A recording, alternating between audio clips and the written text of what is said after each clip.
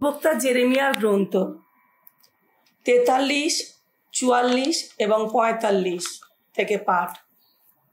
প্রাবক্তিক বাণী অগ্রাহ্য করে যুদিয়ারা মিশরে গেল।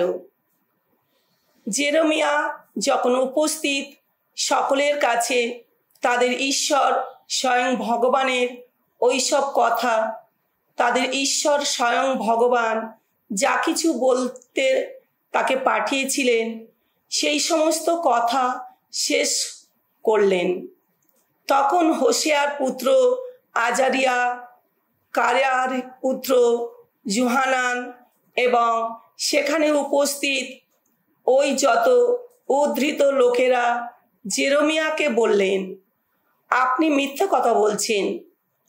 তোমরা মিশরে প্রবাসে যেও না। অমন কথা আমাদের ঈশ্বর স্বয়ং ভগবান আপনাকে তো বলতে পাঠায়নি। আসলে নেরিয়ার পুত্র বারুক আপনাকে আমাদের বিরুদ্ধে উস্কানি দিয়ে চলেছে। সে তো কালদীয়দের হাতেই তাদের তুলে দিতে চাইছে, যাতে তারা আমাদের হত্যা করে কিংবা ব্যাবিলনে নির্বাসিত করে। তাই ভগবান জুদা দেশে থেকে যাবার যে আদেশ দিয়েছিলেন, কারেয়াহের পুত্র যোহানান, সমস্ত সেনানায়ক এবং সাধারণ লোকেরা সবাই সেই আদেশ অমান্য করল। কারেয়াহের পুত্র যোহানান এবং সমস্ত সেনানায়ক তখন সঙ্গে করে নিয়ে চললেন জুদার অবশিষ্ট সমস্ত লোকদের, অর্থাৎ সেই সব লোককেই যারা অন্য যত জাতির দেশে বিতাড়িত হওয়ার পর সেখান থেকে জুদিয়া দেশে আবার বাস করতে ফিরে এসেছিল। আর সেই সময় সেই সব নরনারী, ছেলে মেয়ে আর যত রাজকন্যাকেও রাজরক্ষী দলের অধিনায়ক নেবুজারদান, যাদের সাফানের পৌত্র আহিকামের পুত্র গেদালিয়ার জিম্মায় রেখেছিলেন, আর ওদের সঙ্গে তারা প্রবক্তা জেরেমিয়াকে এবং নেরিয়ার পুত্র বারুককেও সঙ্গে করে নিয়ে চললেন। ভগবানের আদেশ অমান্য করেই মিশর দেশে গেলেন। তারা তাপানহেস পর্যন্তই এগিয়ে গেলেন। তাপানহেসে জেরেমিয়ার প্রতি উচ্চারিত হলো ভগবানের এই বাণী, কয়েকটি বড় বড় পাথর জোগাড় করে নিয়ে তুমি এবার জুদিয়াদের চোখের সামনে এই তাপানহেসে ফারাওর প্রদেশের প্রাসাদের প্রবেশদ্বারের ইট দিয়ে বাঁধানো প্রাঙ্গণে ওগুলো গাঁথুনির মশলার মধ্যেই লুকিয়ে রাখো। তারপর জুদিয়াদের বলো, ইসরায়েলের ঈশ্বর স্বয়ং বিশ্বপতি ভগবান এই কথা বলছেন, আমি আমার সেবক ব্যাবিলনের রাজা নেবুকাদনেজারকে এখানে ডেকে আনব। এই যে পাথরগুলো আমি এখানে বসিয়ে রেখেছি, সেগুলোর উপর আমি তার সিংহাসন পেতে রাখব। সে তার রাজকীয় চাঁদোয়াটির ও সেগুলোর উপর মেলে দেব। সে এসে মিশর দেশে হানা দেবে। তখন মহামারীর গ্রাসে যাদের পড়বার কথা মহামারীর গ্রাসেই পড়ুক তারা, যাদের বন্দী হয়ে ভিন দেশে যাবার কথা বন্দী হয়ে ভিন দেশেই যাক তারা। তলোয়ারের গ্রাসে যাদের পড়বার কথা তলোয়ারেরই গ্রাসেই পড়ুক তারা। সে তখন মিশরের যত দেবতার মন্দিরে মন্দিরে আগুন ধরাবে, মন্দিরগুলো সে পুড়িয়ে ফেলবে, আর ওই যত দেবমূর্তি এখান থেকে নিয়ে যাবে। মেষপালক যেমন নিজের আলোয়ানটি গায়ে জড়িয়ে নেয়, সেদিন সেও তেমনি মিশর দেশকে যেন গায়ে জড়িয়েই নেবে। তারপর সে মিশর ছেড়ে নিরাপদেই চলে যাবে। সে মিশর দেশেই সেই সূর্য মন্দিরের পাষাণ স্তম্ভগুলি ভেঙে খান খান করে দেবে। মিশরের যত দেবতার মন্দির সে আগুনে পুড়িয়েই ফেলবে। অনেক যত দেবতার উপাসক জুদিয়াদের প্রতি জেরেমিয়ার শেষ সতর্কবাণী। যে সমস্ত জুদেয় তখন মিশর দেশে বাস করত, মিগদোলে, তাপানহেসে ও নোফে এবং পাত্রস অঞ্চলে বাস করত, তাদের শোনাবার জন্যে একদিন জেরেমিয়ার প্রতি উচ্চারিত হলো এই ঐশবাণী। ইসরায়েলের ঈশ্বর স্বয়ং বিশ্বপতি ভগবান এই কথা বলছেন, জেরুসালেমের উপর এবং জুদিয়া এলাকার অন্যান্য নগরীর উপর আমি যে ঘোর অমঙ্গল ডেকে এনেছি তার সমস্ত কিছু তোমরা তো দেখতেই পেয়েছ। ওসব জায়গা আজ ভগ্ন স্তূপ হয়ে পড়ে আছে, ওখানে আর কেউ বাস করে না। ওখানকার মানুষদের কুকর্মের জন্যেই এমনটি ঘটেছে। আমাকে উত্তপ্ত করার জন্যে তারা তো এমন অন্য যত সব দেবতার সম্মানের ধূর্ণাহুতি দিয়েছে, তাদের সেবাও করেছে। যেসব দেবতার কথা তারা নিজেরা, তোমরা ও তোমাদের পিতৃপুরুষেরা কেউ আগে জানতো না। বারবার আমি তোমাদের কাছে আমার সেই যত সেবক প্রবক্তাকে এই কথা বলতে প্রেরণ করেছি, অমন জঘন্য কাজ করো না তোমরা, তা ঘৃণাই করি আমি।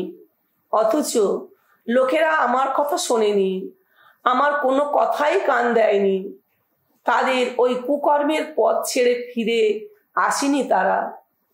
অন্য যত সব দেবতার সম্মানের ধূনাহতি দেওয়া তারা তো বন্ধই করেনি।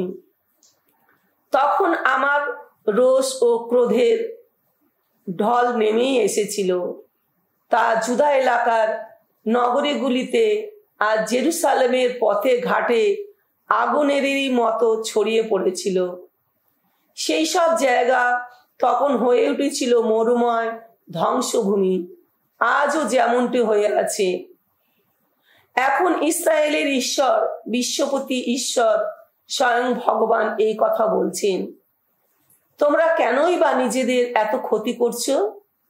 তোমরা তো জুদার বুক থেকে নিজেদেরই যত নরনারী, যত ছোট শিশু, কোলের শিশু সকলকেই উচ্ছন্ন করে দিচ্ছ। শেষে কিন্তু তোমাদের কেউই আর অবশিষ্ট থাকবে না। তোমরা তো নিজেদের হাতে গড়া যত জিনিস নিয়ে আমাকে উত্তপ্তই করে তুলছ। এই যেখানে তোমরা প্রবাসে এসেছো, এই মিশর দেশে তোমরা তো অন্য যত সব দেবতার সম্মানে ধূনাহতি দিয়ে থাকো। এইভাবে তোমরা নিজেদের উচ্ছন্নই করে দেবে, নিজেদের করে তুলবে পৃথিবীর যত জাতির মাঝখানে অভিশাপ আর অসম্মানেরই পাত্র। তোমরা কি তোমাদের পিতৃপুরুষদের সেই সব কুকর্ম, জুদার রাজা রানীদের সেই সব কুকর্ম, তোমাদের নিজেদের ও তোমাদের স্ত্রীদের সেই সব কুকর্ম, জুদা দেশে জেরুসালেমের পথে ঘাটে যা কিছু করা হয়েছে সেই সব কিছুই ভুলেই গেছো? কই, আজও পর্যন্ত তারা তো কোনোভাবেই দুঃখ প্রকাশ করেনি বা সম্ভ্রমও দেখায়নি। আমি আমার যে বিধান ও বিধি নির্দেশ তোমাদের ও তোমাদের পিতৃপুরুষদের পালন করতে বলেছিলাম, তারা তো সেই মতো চলেনি কখনো। সেই জন্যে কথা বলছেন ইসরায়েলের ঈশ্বর স্বয়ং বিশ্বপতি ভগবান, জেনে রাখো আমি স্থির করে রেখেছি তোমাদের অমঙ্গল ঘটাবই আমি, জুদাকে উচ্ছিন্ন করব আমি। জুদার অবশিষ্ট ওই যে মানুষেরা একদিন প্রবাসে যাবার জন্যে মিশর অভিমুখী হয়েছিল, আমি এবার তাদের নিয়ে যা করবার করবই। এই মিশর দেশে নিঃশেষিত হয়ে যাবে তারা, তলোয়ারের কোপে মাটিতে লুটিয়ে পড়বে, দুর্ভিক্ষ নিঃশেষিত হয়ে যাবে তারা, নগণ্যতম থেকে নগণ্যতম তাদের সকলেরই মৃত্যু হবে তলোয়ার ও দুর্ভিক্ষের আঘাতে। তারা হয়ে উঠবে মানুষের অভিসম্পাত ও ঘৃণারই পাত্র, অভিশাপ ও অসম্মানেরই পাত্র। যারা এখন মিশর দেশে বাস করছে তারা তলোয়ার, দুর্ভিক্ষ ও মহামারীর আঘাত হেনে তাদের শাস্তি দেব, সেদিন যেমন শাস্তি দিলাম জেরুসালেমকে। জুদার অবশিষ্ট ওই যারা এখানে মিশর দেশে প্রবাসে এসেছে তাদের একজনও রেহাই পাবে না, মৃত্যু এড়িয়ে জুদা দেশে ফিরে যেতে পারবে না।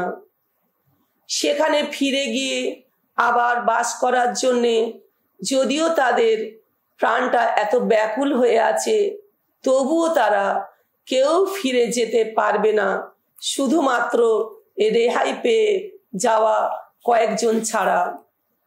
তখন যেসব পুরুষ এই কথা জানতো যে তাদের স্ত্রীরা অন্য দেবতাদের সম্মানে ধূনাহুতি দিয়ে থাকে, সেই সব পুরুষ এবং যেখানে সেখানে ভিড় করে আসা যত নারী, আর সেই সঙ্গে মিশর দেশে পাত্রস অঞ্চলে যারা তখন বসবাস করত তারা সকলেই জেরেমিয়াকে এই উত্তর দিল, ভগবানের নামে আপনি এই যে বাণী আমাদের শুনিয়েছেন তা আমরা মানবই না। আমরা যা কিছু করার মানত করেছি তাই করবই। আগে আমরা নিজেরা, আমাদের পিতৃপুরুষেরা, আমাদের রাজারা ও আমাদের নেতারা জুদা দেশে নগরে নগরে আর জেরুসালেমের পথে পথে যেমন আকাশের বাণী, আকাশের রানীর সম্মানে ধূনাহতি দিয়েছি, তার উদ্দেশ্যে নানা তরল অর্ঘ্য ঢেলে দিয়েছি, এখানেও ঠিক তাই করব। তখন তো আমাদের প্রচুর খাবার ছিল, আমাদের অবস্থাও তো ভালো ছিল, তখন তো অমঙ্গলের মুখ আমাদের দেখতেই হতো না। কিন্তু যখন থেকে আমরা আকাশের রানীর সম্মানে ধূনাহতি আর দিইনি, তার উদ্দেশ্যে কোনো তরল অর্ঘ্য আর ঢেলে দিইনি, তখন থেকেই শুরু হয়েছে আমাদের সব কিছুর অভাব, শুরু হয়েছে তরোয়ালের ও দুর্ভিক্ষের আঘাতে আমাদের নিঃশেষিত হওয়া। উপস্থিত নারীরা তখন এও বলল, এই যে আমরা আকাশের রানীর সম্মানে ধূনাহুতি দিই, তার উদ্দেশ্যে নানা তরল অর্ঘ্য ঢেলে দিই, আমরা কি স্বামীদের অনুমতি ছাড়াই ওইসব কিছু করি? তার সাদৃশ্যে পিঠে তৈরি করি, তার উদ্দেশ্যে নানা তরল অর্ঘ্য ঢেলে দিই। এই যে সমস্ত স্ত্রী পুরুষ যারা জেরেমিয়াকে এমন উত্তর দিয়েছিল, তিনি এবার তাদের সবাইকে বললেন, তোমরা নিজেরা, তোমাদের পিতৃপুরুষেরা, তোমাদের রাজারা, তোমাদের নেতারা আর দেশের লোকেরা, তোমরা সবাই যে ওইভাবে জুদা দেশের নগরে নগরে ও জেরুসালেমের পথে পথে ধূনাহুতি দিয়েছ, ভগবান কি সেই কথা মনে রাখেনি? তা নিয়ে ভাবিত হয়নি? ভগবান তো শেষে তোমাদের ওইসব অপকর্ম, তোমাদের ওইসব জঘন্য কাজ আর সহ্য করতে পারেনি। সেই জন্যেই তো তোমাদের গোটা দেশটা হয়ে উঠেছে মরুময়, জনহীন ধ্বংসভূমি, অভিশাপগ্রস্ত ভূমি। আর আজও তেমনটিই তো হয়ে আছে। যেহেতু তোমরা ধূনাহুতি দিয়েছ এবং ভগবানের কাছে পাপ করেছ, যেহেতু তোমরা ভগবানের কথা শুনতেই চাওনি, তার বিধান বিধিনিয়ম ও নির্দেশ বাণীর পথেও চলনি, তাই এমন অমঙ্গল তোমাদের উপর নেমে এসেছে। আর আজও তো তোমাদের উপর তা রয়েছে। জেরেমিয়া তখন সেখানকার সকলকে, সকল নারীকেও বলতে লাগলেন, তোমরা জুদার এই যে সমস্ত মানুষ এখন মিশর দেশে দিন কাটাচ্ছ, ভগবানের এই বাণী শোনো। তোমরা ইসরায়েলের ঈশ্বর স্বয়ং বিশ্বপতি ভগবান এই কথা বলছেন, তোমরা ও তোমাদের স্ত্রীরা মুখে যেমনটি বলেছ, নিজেদের হাতে তেমনটি করেছ। তোমরা তো বলেছ আকাশের রানীর সম্মানে ধূনাহুতি দেবার এবং তার উদ্দেশ্যে নানা তরল অর্ঘ্য ঢেলে দেবার ওই যে মানত করেছি, আমরা সেই মানত রাখবই। বেশ, তো তোমাদের ওসব মানত পূর্ণ করোই না, তোমাদের ওসব মানত রাখোই না। তবে তোমরা জুদার এই যে সমস্ত মানুষ এখন মিশর দেশে বাস করছো, ভগবানের এই বাণী শোনো। তোমরা জেনে রাখো, নিজের মহান নামটির দিব্যি দিয়েই বলছি আমি, একথা বলছেন স্বয়ং ভগবান। প্রভু ভগবানের অস্তিত্বেরই দিব্যি। এই কথাটি মিশর দেশের কোথাও জুদার কেউই আমার নাম উচ্চারণ করে আর বলতে পারবে না।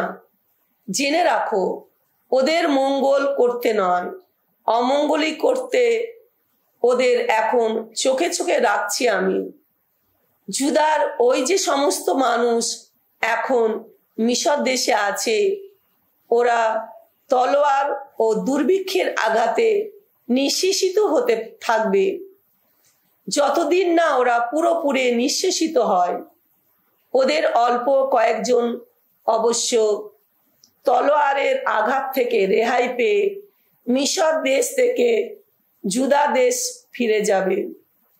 জুদার অবশিষ্ট যে সমস্ত মানুষ মিশর দেশে প্রবাসে এসেছিল, এইভাবে তারা সবাই বুঝতে পারবে কার কথা ফলেছে আমার না ওদের।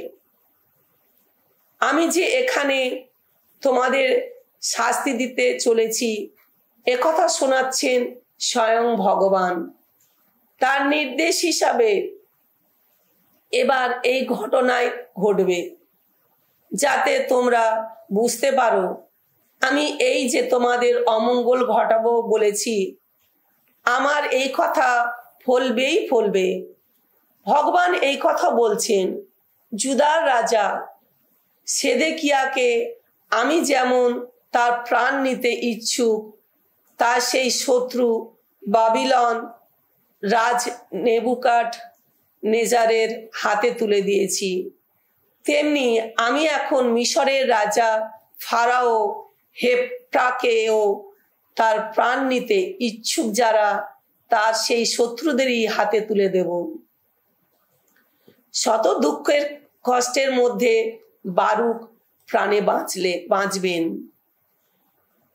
যোশিয়ার পুত্র জুদা রাজ জেহী আকিমের আমলের ৪র্থ বছরে নেরিয়ার পুত্র বারুক যখন জেরেমিয়ার মুখ থেকে শুনে শুনে একটি পুঁথিতে এই সব কথা লিখে রাখছিলেন, সেই সময় জেরেমিয়া একদিন তাকে বলেছিলেন, ইসরায়েলের ঈশ্বর স্বয়ং ভগবান তোমার বিষয়ে এই কথা বলছেন, বারুক, তুমি তো বলেছ, হায় রে, আমি এত কষ্ট পাচ্ছি, তার উপর আবার ভগবান কিনা আমাকে এমন দুঃখ দিচ্ছেন। কাতরাতে কাতরাতে অবসন্ন আমি, একটুও স্বস্তি পাচ্ছি না। শোনো, ভগবান আমাকে বলেছেন তুমি বারুককে এই কথা বলো যা আমি নিজেই গড়েছি তা এবার ভেঙে ফেলবো আমি, যা নিজেই পুঁতেছি তা এবার উবড়ে ফেলবো আমি, সারা দেশ জুড়েই তা করব। আর তুমি তুমি কিনা নিজের জন্য চাইছো মহান কত কিছু। না, এমনটি চেয়েও না তুমি। আমি এবার সমস্ত মানুষের উপর ঘোর অমঙ্গল ডেকে আনবো, একথা শোনাচ্ছেন স্বয়ং ভগবান। তবে তুমি যেখানেই যাবে তোমার প্রাণ যাতে তোমারই থাকে তা দেখবো আমি।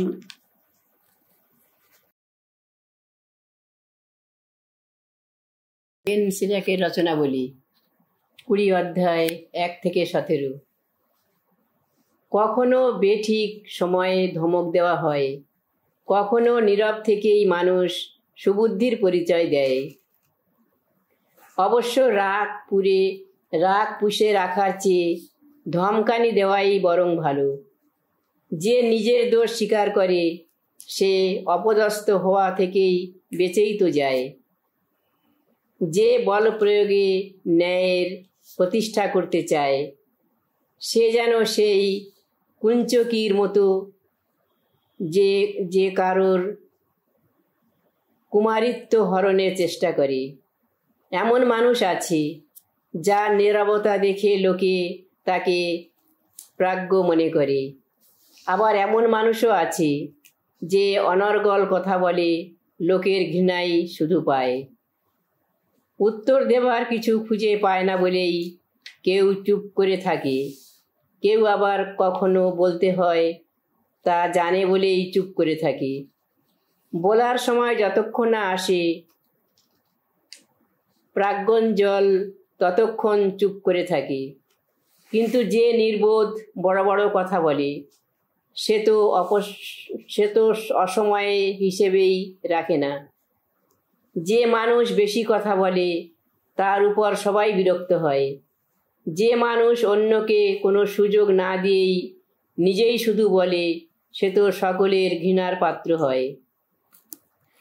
দুঃখ দুর্দশার ফলে মানুষের উপকার হতে পারে, এদিকে অপ্রত্যাশিত অর্থ লাভে ও ক্ষতি হতে পারে। কখনো কখনো যা দাও তা দিয়েও তোমার কোনো লাভ হয় না, আবার কখনো কখনো যা দাও তা দ্বিগুণই ফিরে পাও তুমি। কখনো সম্মানের জন্য কেউ হতমান হয়, কখনো দিন দশা থেকে কেউ মাথা তুলে দাঁড়িয়ে ওঠে।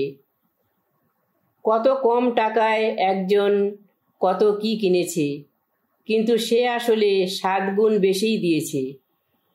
প্রাজ্ঞজন কম কথা বলে, সকলের মন জয় করে। নির্বোধের সমস্ত সৌজন্য ব্যর্থ হয়ে যায়। যার সদ্বুদ্ধি নেই তার দেওয়া কোনো কিছু পেয়ে তোমার কিন্তু কোনো লাভ হবে না। একটা নয়, তার চাওয়ার চোখ যে অনেক, সে অল্পই দেয়, এদিকে অনেক কথা বলে পরকে ছোট করে, আর নগরে ঘোষকের মতো চিৎকারও করে। আজকে যে ধার দিয়েছে কাল কিন্তু ফেরত চাইবে, সে তো ঘৃণ্য মানুষ। যে নির্বোধ সে তো বলে কোনো বন্ধু নেই আমার, এত ভালো ভালো কাজ করেও কারো ধন্যবাদ জোটে না আমার। আমার দেওয়া অন্ন খায় যারা তারাই কিনা আমার নিন্দা করে থাকে। ওই নির্বোধকে কত লোক কতবারই না পরিহাস করে।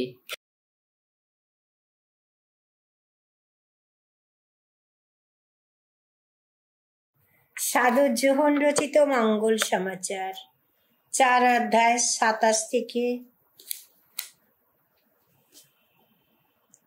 54 পদ।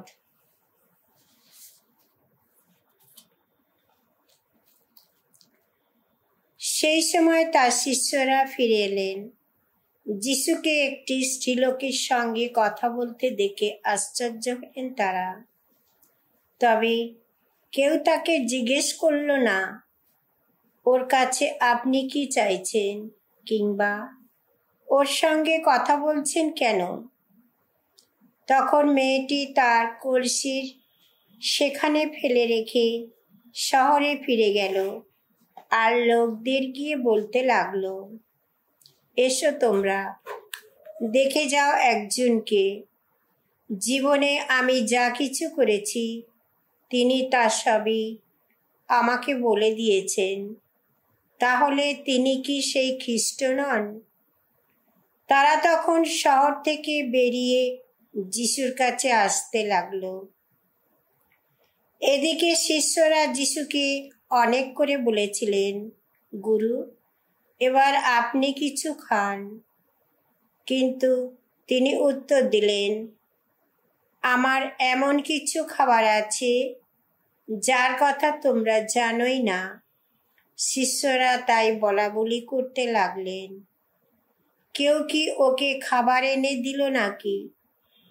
যিশু তাদের বললেন, যিনি আমাকে পাঠিয়েছেন তার ইচ্ছা মেনে চলা এবং তার দেওয়া কাজ সম্পূর্ণ করা, সেই তো আমার খাবার। তোমরা কি এ কথা বলো না যে আর 4 মাস বাকি, তারপর ফসল হবে? কিন্তু আমি বলছি, চারিদিকে দেখো, একবার চেয়ে দেখো ক্ষেতের দিকে, কেমন সোনালি হয়ে আছে ফসলের অপেক্ষায়। এরই মধ্যে ফসল কাটিয়ে তার মজুরি পাচ্ছে আর শাশ্বত জীবনের জন্য ফসল তুলে আনছে, যাতে ফসল কাটিয়ে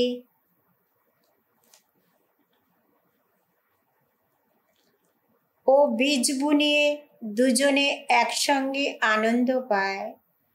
এই ক্ষেত্রে তো কথাটা সত্য বলে প্রমাণিত হয় যে একজন বীজ বুনে যায়, ফসল কাটে আর একজন। তোমাদের আমি এক ফসল কাটতে পাঠাচ্ছি, যার জন্য তোমরা কোনো পরিশ্রম করনি। পরিশ্রম করেছে অন্যেরা, আর তোমরা এখন তাদের পরিশ্রমের সুফল ভোগ করছো। যে মেয়েটি সকলকে এই কথা জানিয়েছে যে জীবনে আমি যা কিছু করেছি তিনি তা সবই আমাকে বলে দিয়েছেন, তার এই কথা শুনেও সেই শহরে অনেক সামারীয় যিশুকে বিশ্বাস করে ফেলেছিল।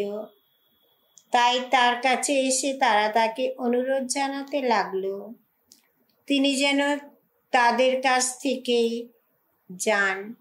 যিশু সেখানে তাই 2 দিন রয়ে গেলেন। তার মুখের কথা শুনে তাদের আরো অনেকেই বিশ্বাসী হয়ে উঠল। তারা সেই মেয়েটিকে বলতে লাগলো, এখন আমরা যে বিশ্বাস করি তা যে আর তোমার কথা শুনে তা নয়, আমরা তো নিজেরাই তার বাণী শুনেছি, আর এখন আমরা জানি তিনি সত্যি জগতের ত্রাণকর্তা। এরপর সেই 2 দিন কেটে গেল। যিশু সেখান থেকে রওনা হলেন গালিলিয়ার দিকে। তিনি নিজেই একদিন সকলের সামনে বলেছিলেন যে প্রবক্তা তার নিজের দেশে কখনো সম্মান পান না। কিন্তু তিনি যখন গালিলিয়ায় এসে পৌঁছালেন, গালিলিয়ার লোকেরা তাকে অভ্যর্থনা জানালো, কারণ নিস্তার পর্বের সময়ে তিনি জেরুসালেমে যা কিছু করেছিলেন তারা নিজেরাই তা দেখতে পেয়েছিল। তারাও তো সেই উৎসবে যোগ দিতে গিয়েছিল। যিশু আবার গালিলিয়ার সেই কানা নগরে এলেন, যেখানে তিনি জলকে দ্রাক্ষারসে পরিণত করেছিলেন। সেখানে ছিলেন একজন রাজকর্মচারী, যার ছেলে তখন কাপারনাউমে রোগে ভুগছিল। যিশু জুদিয়া থেকে গালিলিয়া এসেছেন শুনে তিনি তার কাছে এসে মিনতি জানালেন যিশু যেন কাপারনাউমে গিয়ে তার ছেলেকে সারিয়ে তোলেন, কারণ ছেলেটি তখন মরমর অবস্থা। যিশু তাকে বললেন, কোনো অলৌকিক কাজ ও নিদর্শন না দেখলে আপনারা দেখছি কিছুতেই বিশ্বাস করবেন না। ওই রাজকর্মচারী তাকে বললেন, প্রভু, আমার ছোট ছেলেটি মরে যাবার আগেই আপনি ওখানে চলুন। যিশু তাকে বললেন, আপনি বাড়ি যান, আপনার ছেলেটি বেঁচেই থাকবে। যিশুর কথা বিশ্বাস করে তিনি বাড়ির দিকে রওনা হলেন। তিনি বাড়ির দিকে এগিয়ে চলেছেন, এমন সময় তার লোকজন পথে তার সঙ্গে দেখা করবে খবর জানালো যে তার ছেলেটি বেঁচেই গেছে। তিনি তাদের জিজ্ঞেস করলেন, ঠিক কোন সময় থেকে সে ভালো হয়ে উঠতে শুরু করেছে? তারা উত্তর দিল, ওর জ্বর ছেড়েছে গতকাল দুপুর 1টায়। ছেলেটির বাবা তখন মনে মনে করে দেখল যে যিশু ঠিক সেই সময় তাকে বলেছিলেন, আপনার ছেলেটি বেঁচেই থাকবে। তাই তিনি নিজে ও তার ঘরের সকলেই বিশ্বাসী হয়ে উঠল। জুদিয়া থেকে গালিলিয়া ফিরে আসার